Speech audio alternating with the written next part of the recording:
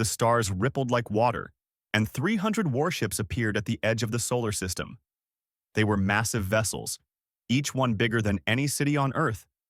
Their metal hulls gleamed in the distant sunlight, covered with weapons that could turn planets into dust. Inside the largest ship, Fleet Commander Thelvax sat on his command throne and smiled. This would be conquest number 79 for the Vrelian Empire. In 300 years, his people had never lost a single battle. They had crushed 78 different alien civilizations, and today they would add humanity to that list. Thelvax looked at the blue planet on his display screen. Earth, a primitive world with primitive people.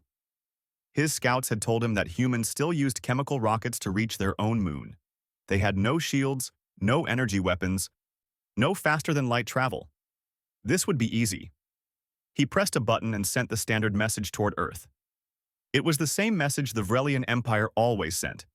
Surrender now, or be destroyed. Submit to the Empire, or watch your world burn.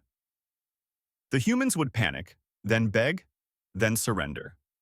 They always did. But the response that came back was not what he expected. The message was in perfect Vrelian language, clear and cold. We have been expecting you. Proceed to the coordinates we are sending, or be destroyed. Thelvax laughed. Destroyed? By these primitives? It was impossible. He ordered his fleet to ignore the message and move forward toward Earth. Far away on Earth, in a massive fortress that orbited above the planet, Admiral Day watched the alien fleet approach. He was a tall man with gray hair and eyes that had seen too many war simulations. Next to him stood Commander Yuna, a woman with sharp features and sharper intelligence. She controlled all of Earth's tactical operations. They are ignoring our warning, Yuna said quietly. Just as we predicted, Day replied. He turned to look at Dr. Hyun, a scientist who stood nearby. Hyun was the man who had spent 42 years studying the alien technology. Are all systems ready? Every weapon, every ship, every defense platform, Hyun confirmed. We are ready. Day nodded slowly. The world below him was calm. There were no riots in the streets, no panic, no desperate evacuations. People went to work, children went to school, life continued as normal. Because humanity had known this day would come for 42 years. It had started with a mistake. 4 decades ago, a Vrelian scout ship had wandered too close to a human mining colony at the edge of explored space. The humans had captured it. Instead of celebrating the discovery or announcing it to the world, Earth's leaders had made a different choice. They buried the ship in the desert, classified it at the highest level of secrecy, and put humanity's best minds to work.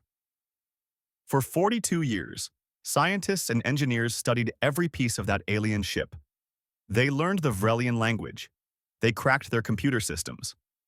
They discovered how their weapons worked, how their shields functioned, how their faster-than-light drives operated. And most importantly, they learned about the Vrelian Empire itself. The humans monitored Vrelian communications from across the galaxy. They watched the Empire conquer world after world. They studied every battle, every tactic, every strategy. They knew the Vrelians were coming, and they used every single day to prepare. While the Vrelian Empire thought Earth was a primitive, isolated world, humanity had been reading their messages, tracking their fleets, and building weapons specifically designed to kill Vrelian warships. Now those weapons were about to be tested. They have crossed the outer marker, Yuna reported. Should we engage? Not yet, Day said calmly. Let them come deeper into the system. Let them think they are safe. The Vrelian fleet moved past Neptune, then Uranus, then Saturn. Thelvax was pleased. There was no resistance, no defense fleet, nothing but empty space. The humans were even more primitive than he thought. Perhaps they did not even have a space military. He was about to learn how wrong he was. As the Vrelian fleet passed Jupiter's orbit, Day gave the order. Activate all defense platforms, launch the drones, signal the fleet. What happened next took only seconds, but it changed the course of galactic history. Objects that the Vrelians had assumed were old satellites suddenly came to life. They were not satellites. They were weapons platforms, hidden in plain sight around Earth's orbit. Advanced railguns built using reverse-engineered alien technology and improved by human engineering began to fire. The moon's surface seemed to explode as camouflaged batteries opened up. Solid metal projectiles, accelerated to almost the speed of light, tore through space toward the Vrelian fleet. The Vrelians had shields, but their shields were designed to stop energy weapons like lasers and plasma. They were not designed to stop solid metal moving at relativistic speeds. The kinetic projectiles punched through the shields like they were not even there. In the first 90 seconds of the battle, 18 Vrelian destroyers were blown apart. Explosions lit up the darkness of space. Thelvax stared at his screens in horror. How was this possible? Then the human fleet appeared. From behind Earth's moon, massive warships emerged. They were sleek and fast, built with technology that looked suspiciously similar to Vrelian designs, but somehow better. Leading them was Captain Tay, a veteran pilot who had trained for this moment his entire adult life. "All ships, engage the enemy," Tay commanded. His tactical officer, Lieutenant Nari, fed him targeting data as fast as the computers could process it. The human ships moved with incredible speed and precision. They used the gravity of Earth and the moon to slingshot themselves into attack positions that the Vrelians never anticipated. Their weapons, a mix of human and alien technology, hit hard and fast. The Vrelian plasma cannons fired back, but the human shields held. The Vrelians had designed those shields. The humans had improved them. "They are trying to form a defensive sphere," Una reported from the orbital fortress called Sentinel Prime. "They want to protect their command ship." "Do not let them organize," Dai ordered. "Lieutenant Han, deploy the drone swarms." From hidden bays all across Earth's defensive perimeter, thousands of small autonomous drones launched into space. Each one was no bigger than a fighter jet, but together they formed a cloud of death. The Vrelian point defense systems tried to shoot them down, but there were too many. The Vrelians had to choose: target the drones or target the big human warships. Every choice they made was wrong. Major Isul flew her experimental strike fighter through the chaos of battle. Behind her flew Lieutenant Sung and Captain Ara, both of them pilots who had spent years in simulation training. They knew Vrelian tactics better than the Vrelians did. They exploited every weakness, every gap in the enemy formation. By the time Thelvax understood what was happening, he had lost 63 ships. Nearly one-fifth of his fleet destroyed in less than an hour. For the first time in 300 years, a Vrelian fleet commander gave the order to retreat. The remaining ships turned and ran toward the outer system, their engines burning at maximum power. Thelvax broadcast an emergency signal calling for reinforcements, but humanity had already intercepted that message. They knew exactly where those reinforcements would arrive, and they had a surprise waiting for them too. On Earth, in the command center deep beneath the Mojave Desert, Dr. Hune allowed himself a small smile. 42 years of work had just paid off. The aliens had come to conquer Earth. They had no idea they had just walked into humanity's trap. The Vrelian fleet limped toward the outer solar system, damaged and desperate. Fleet Commander Thelvax sat in his command chair, unable to believe what had just happened. His fleet had conquered 78 worlds. They had destroyed armies and navies across the galaxy.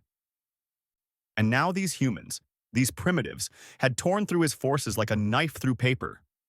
He counted his losses again, hoping the numbers would change. They did not. 63 ships destroyed, hundreds more damaged, thousands of his crew dead, all in less than an hour of fighting. "Send the emergency signal again," he ordered his communications officer. "Tell High Command we need reinforcements immediately. Tell them the humans have advanced technology. Tell them we need help." The officer sent the message, and Thelvax waited. Help would come. The Empire always sent help. He just needed to survive until it arrived. What he did not know was that the humans had been listening to every word he said. Deep in space, hiding among the frozen rocks beyond Neptune, Captain Wu sat quietly in his command chair. His ship, the Silent Requiem, was a stealth frigate designed to be invisible. Its hull absorbed radar instead of reflecting it. Its engines ran cold, giving off almost no heat signature. To any sensor, it looked like just another piece of space debris. Wu had been waiting here for 3 weeks with his small crew. Navigator Hai sat at her station, watching the sensor displays. Weapons Officer Quan kept his fingers ready on the firing controls. They had all volunteered for this mission, knowing they might wait in the cold darkness for weeks or even months. Now their patience was about to pay off. Vrelian reinforcement fleet detected, Hai reported softly. 47 capital ships, 200 support vessels. They will arrive at Thelvax's position in approximately 30 minutes. Wu nodded. Right on schedule. Inform Admiral Day that the trap is ready. On Earth, in the orbital fortress Sentinel Prime, Admiral Day received the message. He looked at Commander Yuna. The reinforcements are coming. Are all our forces in position? Yuna checked her tactical displays. Small green dots represented human ships hidden throughout the outer solar system. They were camouflaged among asteroids, behind moons, tucked into the rings of Saturn. The Vrelians thought this was empty space. They had no idea it was full of human warships. Everyone is ready, Yuna confirmed, waiting for your order. Tell them to hold position, Day said.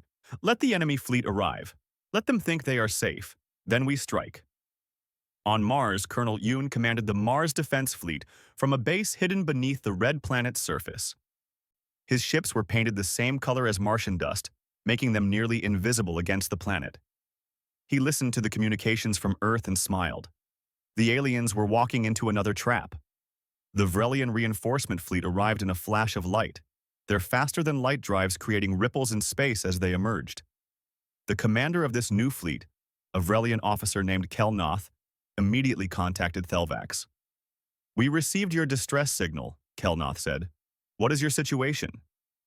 The humans are more advanced than we thought, Thelvax replied, his voice tight with stress.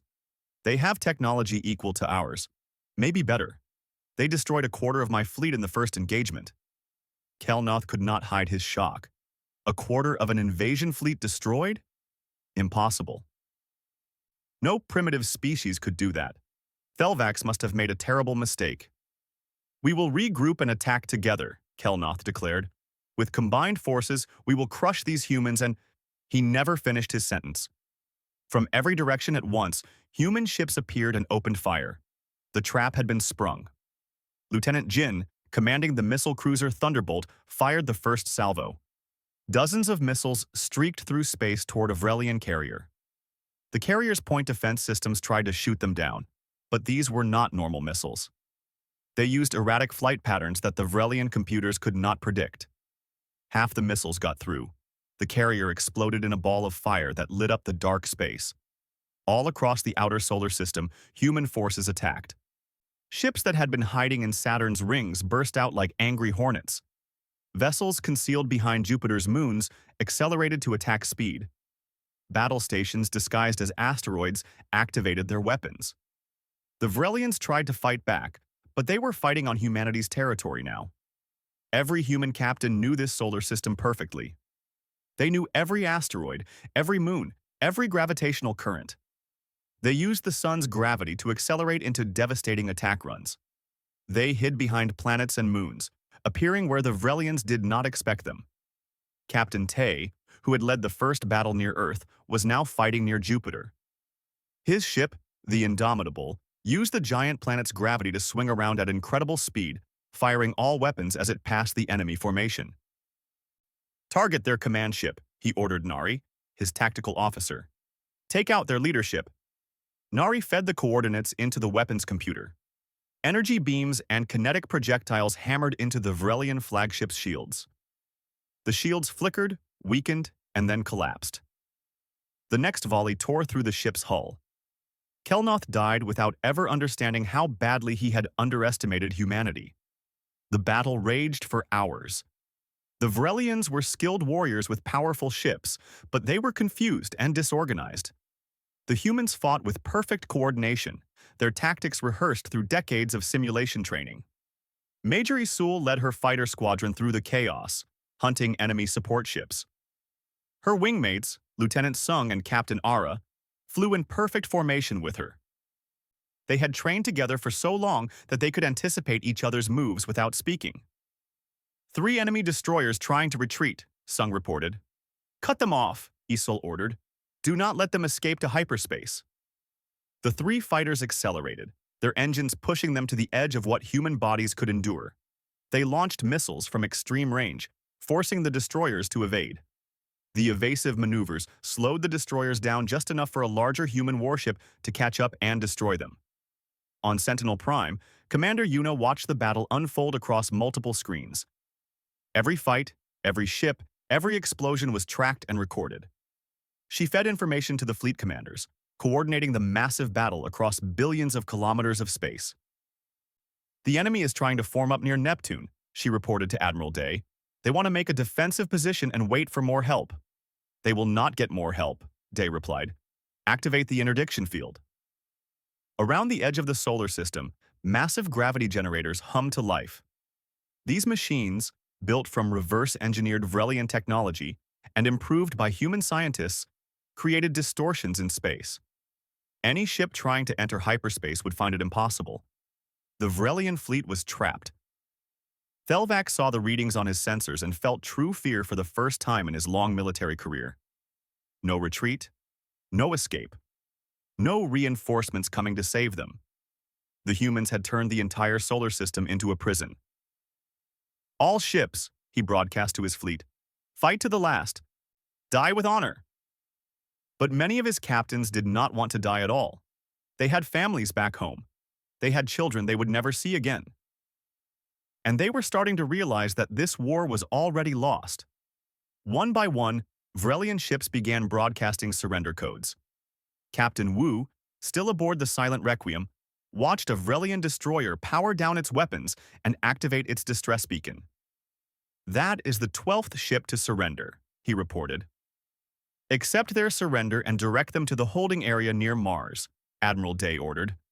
But keep weapons locked on them. If they try anything, destroy them immediately.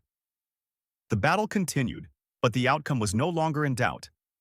The Vrelian invasion force that had numbered over 500 ships was being systematically destroyed. Every attempt to break out failed. Every counterattack was repelled.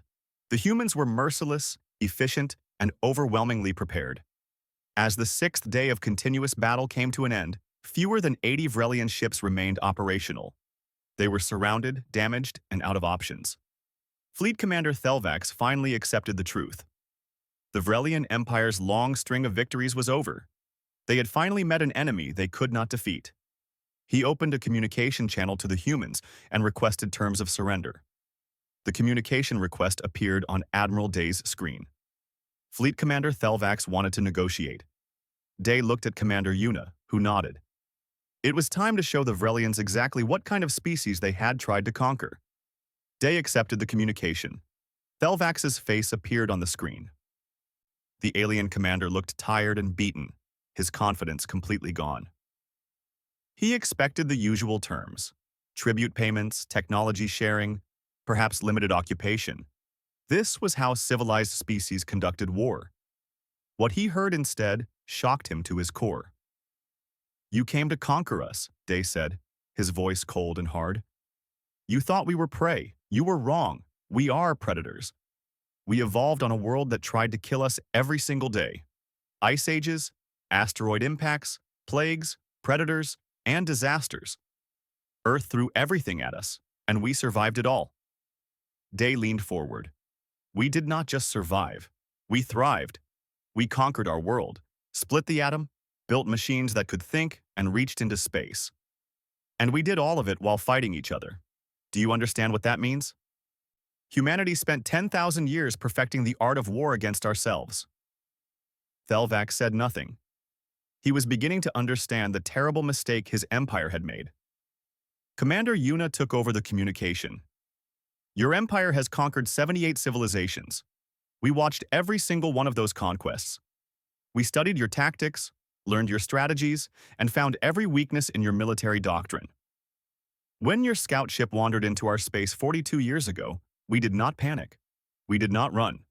We captured it, took it apart, and learned everything about you. She let that sink in before continuing. You thought we were primitive and isolated. You were half right. We were isolated. But while you were busy conquering other species, we were watching you, learning from you, preparing for you. Every day for 42 years, we built weapons designed specifically to kill Vrelian warships. Admiral Day spoke again. Here are your options. Surrender completely and immediately. Your crews will be treated according to our prisoner of war conventions.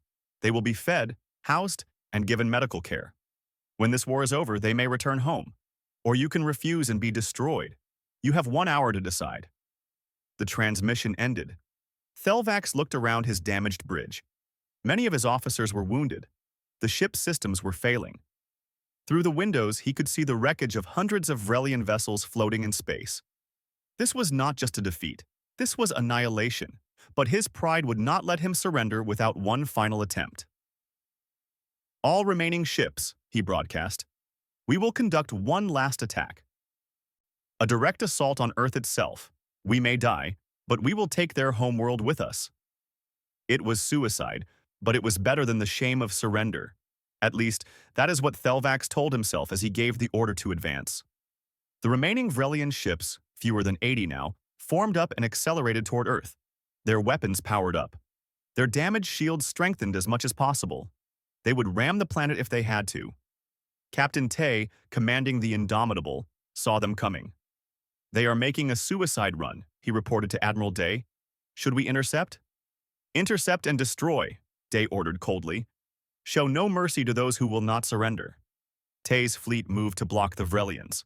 Captain Ara's fighter wings launched from carriers, filling space with small, fast ships. The human forces did not even bother with fancy tactics this time. They simply overwhelmed the enemy with superior numbers and firepower. Major Isul led her squadron straight into the Vrelian formation.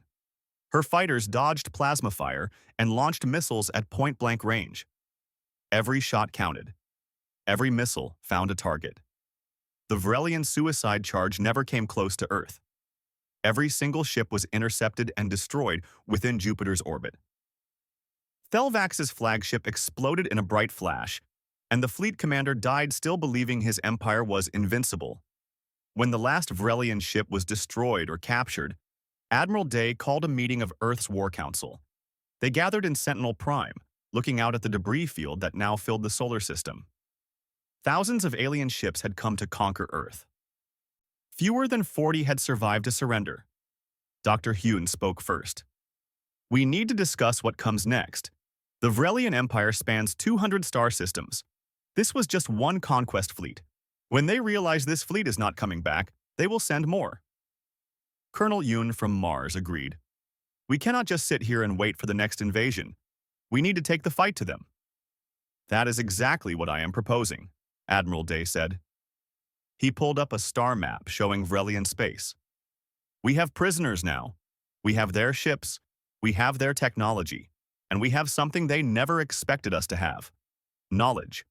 We know where their military bases are, where their shipyards are, where their communication relays are. We can strike at their infrastructure before they can organize another invasion. Commander Yuna looked concerned. Are we talking about going to war with an entire empire? That is a huge commitment. We are already at war, Day replied. They declared war when they sent a fleet to conquer our home. The only question is whether we fight defensively or offensively. I say we go on the offensive. The council voted. The decision was unanimous. Earth would not wait for the next attack. Earth would strike first. Major Isul volunteered for the most dangerous mission. Let me take one of the captured Vrelian ships deep into their territory. I can gather intelligence, find out their plans, maybe even sabotage their war effort from within. It was a suicide mission. Everyone in the room knew it. But Isul had that look in her eyes that said she was going regardless of what anyone said. Approved, Day said after a long moment. But you do not go alone. Take a full team. Scientists, engineers, intelligence officers, and take Lieutenant Sung with you. You two work well together. While the intelligence mission was being prepared, Earth shifted to a war economy. Factories that once made cars now made weapons. Shipyards that built cargo vessels now built warships. The asteroid belt became a massive mining operation, pulling out metals and materials to feed the war machine. Captain Wu was put in charge of organizing patrol routes throughout the solar system. His stealth frigates would be the early warning system if more Vrelian ships approached. On Mars, Colonel Yoon oversaw the construction of massive foundries that could build weapons and ship components faster than anywhere on Earth. The Red Planet was becoming an arsenal. Deep in the research facilities on Earth, Dr. Yu Yun and his team worked on the next generation of weapons. They had learned much from the battle, and they were already designing improvements. Better shields, faster ships, more powerful weapons. But the most important work was happening in the communication centers. Earth was sending out a message to the Vrelian Empire using the captured communication systems. The message was simple and direct. It was transmitted in perfect Vrelian language, sent to every major Vrelian military base and government center. You sent a fleet to conquer Earth. All 512 ships are destroyed or captured. None will return. This is your only warning. Leave humanity alone, or we will show you what it means to wake a sleeping predator. We do not seek war, but if you bring war to us again, we will bring it to your worlds. Choose wisely. The message was sent, and then humanity waited to see how the Empire would respond. What they did not expect was the response that came from other species. The Vrelian Empire had conquered 78 civilizations over 300 years.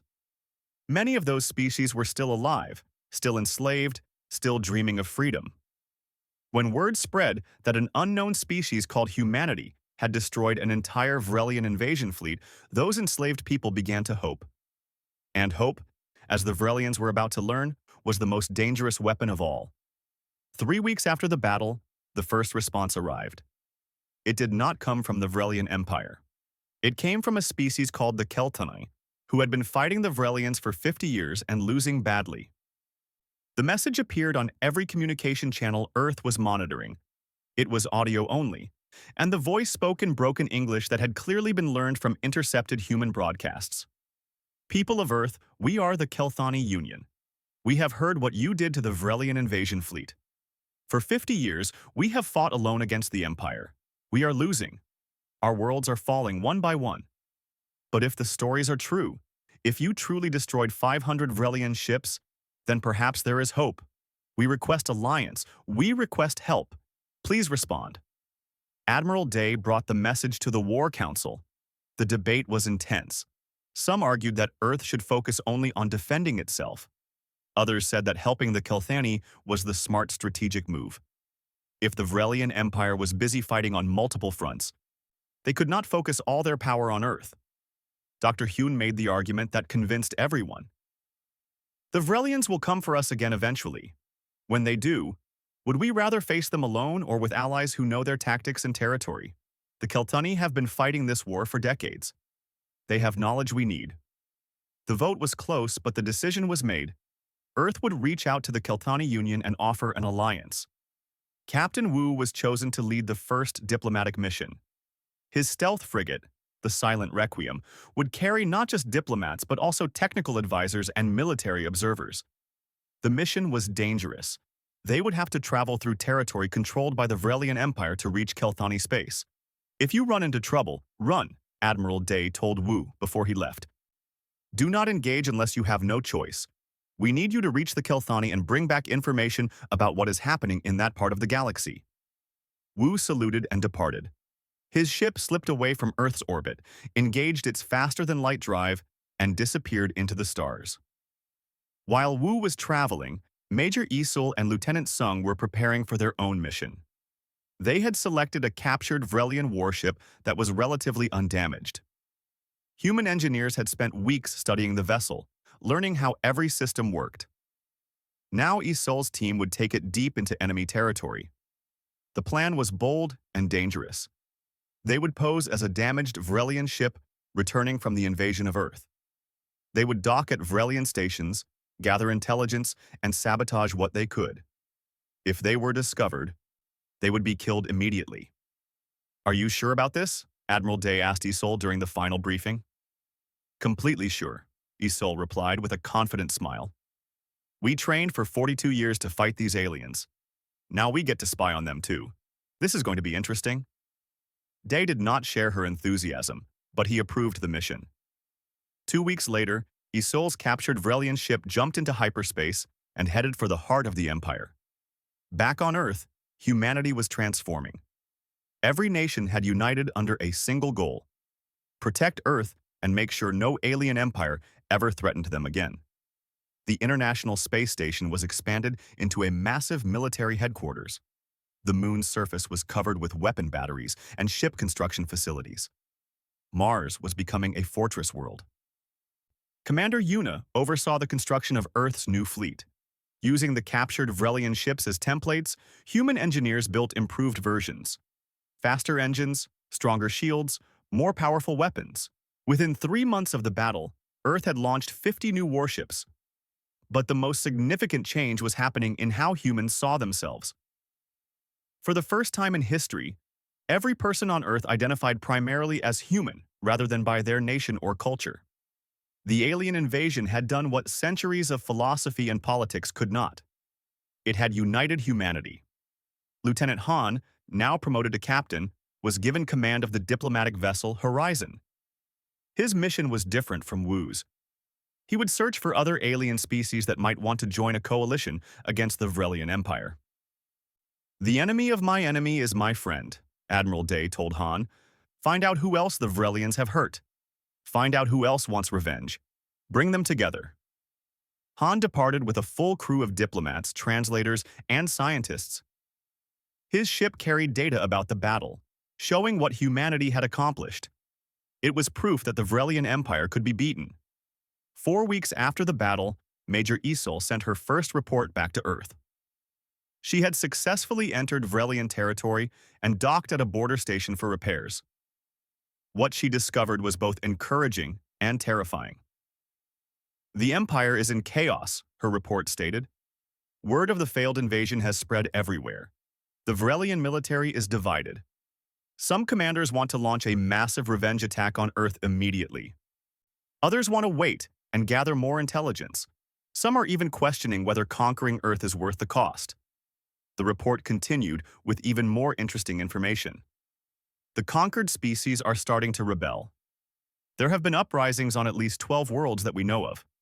The Vrelians are pulling ships from the frontier to deal with internal security problems.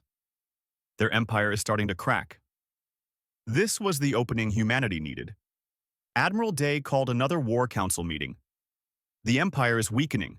This is our chance to strike, not at Earth, but at their infrastructure. If we can free some of the conquered worlds, we create allies and weaken the Vrelians at the same time." Captain Tay was given command of the first Liberation Fleet.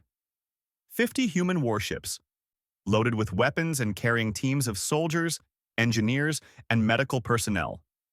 Their target was a prison world called Kelmar 5, where the Vrelians kept captives from multiple conquered species.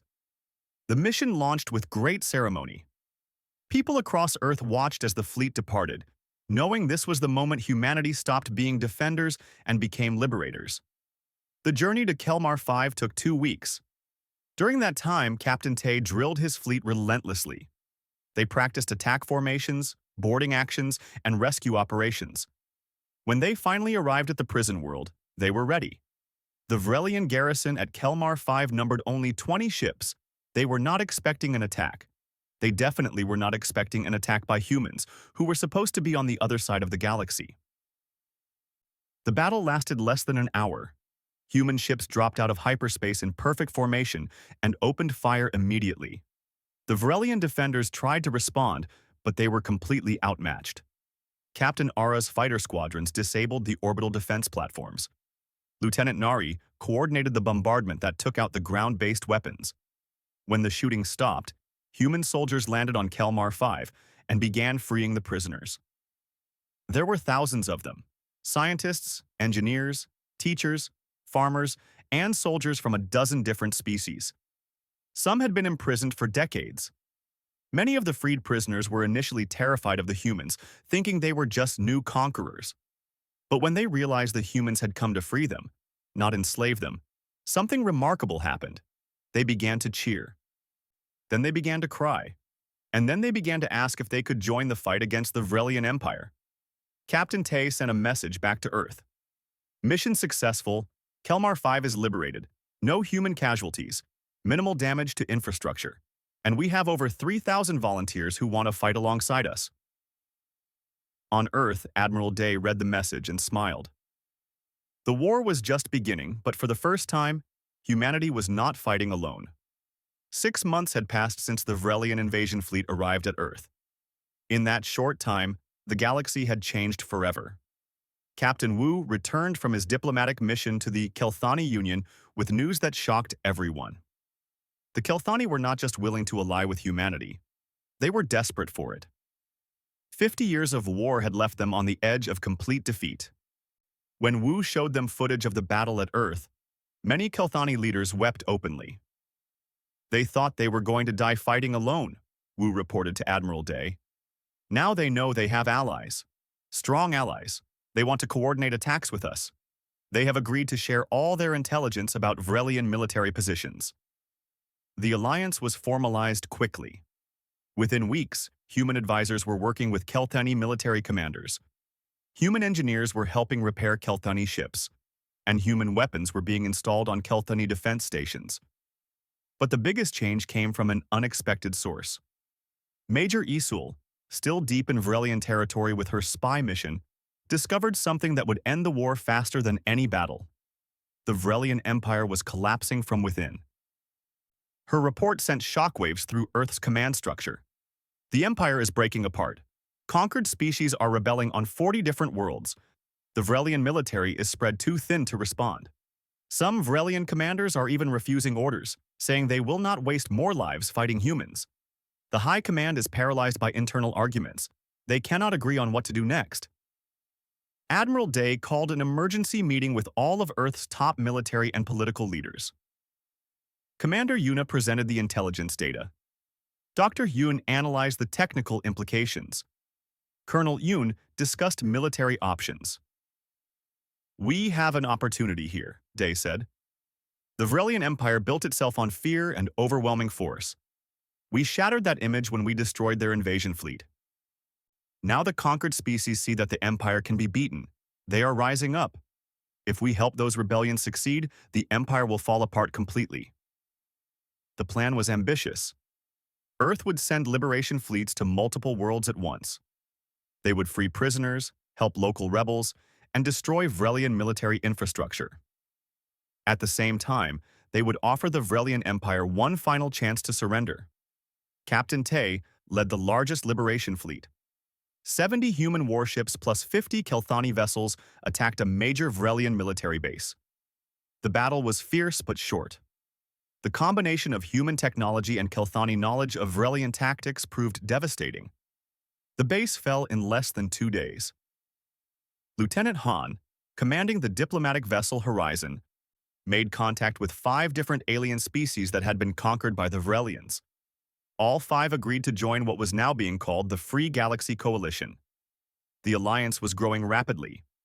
Captain Era led fighter squadrons in dozens of small raids across Vrelian territory. Her teams would appear without warning, destroy Vrelian communication relays and supply depots, then disappear before reinforcements could arrive. The Vrelians could not defend everything at once. On Earth, the transformation continued. The orbital space around the planet was now filled with massive shipyards working around the clock. Every week, new warships launched.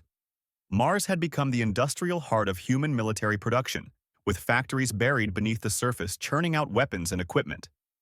Lieutenant Sung, working with Major Isel on the spy mission, managed to hack into Vrelian military communications. What they discovered was even more encouraging. The Vrelian High Command was considering peace negotiations. The message came 3 weeks later. Official, formal, and desperate. The Vrelian Empire requested a ceasefire and peace talks. Admiral Day consulted with Earth's political leaders, with the Kelthani Union, and with representatives from the other species in the Free Galaxy Coalition. Everyone agreed on the terms they would demand. The peace conference was held on a neutral space station at the edge of Vrelian territory. Admiral Day led the human delegation. Commander Yuna came as military advisor. Dr. Hyun represented the scientific community. They were joined by Kelthani leaders and representatives from the other allied species. The Vrelian delegation arrived looking defeated. 300 years of conquest had ended in just 6 months of fighting against humanity and its allies. The terms were harsh, but fair. The Vrelian Empire would completely disarm its military. They could keep defense forces, but their conquest fleets would be disbanded. They would pay reparations to the species they had conquered. Most importantly, they would agree to the formation of a galactic council where all species had equal representation.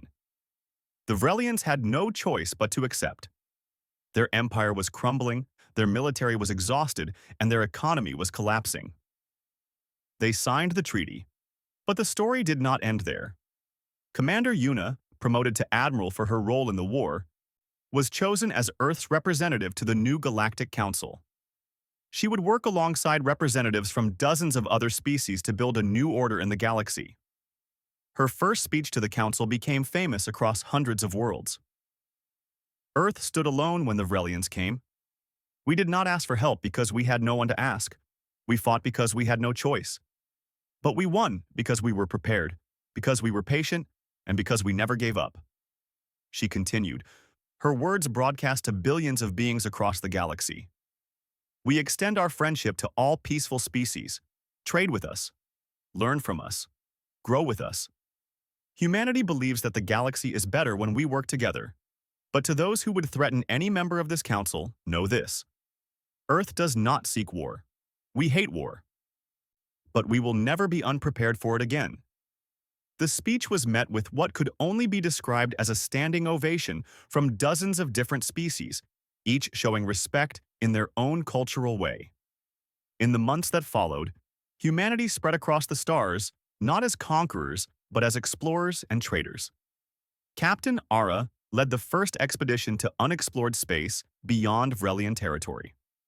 Lieutenant Sung established Earth's first colony on a world 200 light-years away. Dr. Hyun opened research institutions on Mars and the Moon, dedicated to sharing technology with allied species. Captain Tae became the commander of the Free Galaxy Coalition's military forces, ensuring that no empire would ever rise again to threaten peaceful species. Major Isel, finally returning from her spy mission, was greeted as a hero. The intelligence she had gathered had been crucial to understanding the Vrelian Empire's weaknesses. On Earth, in the quiet moments between the celebrations and the speeches, Admiral Day stood in his office in Sentinel Prime, looking up at the stars through the massive windows. The world his ancestors had known was gone, replaced by something larger and more complex. His assistant, a young officer named June, entered with the latest reports. Sir, we just received confirmation. The last Vrelian occupation force has withdrawn from Keltani space. The war is truly over. Day nodded slowly. The war is over, but our work is just beginning. We have a galaxy to help rebuild. June smiled. Do you think we are ready for that, sir? Day thought about everything that had happened, how humanity had prepared for 42 years, how they had fought and won against impossible odds, how they had turned enemies into allies and built a coalition from the ruins of an empire. We survived ice ages and plagues, he said quietly. We built civilizations and split the atom. We reached the stars and defeated an empire that had conquered 78 worlds. Yes, Lieutenant, I think we are ready. Outside the windows, ships bearing Earth's emblem moved through space.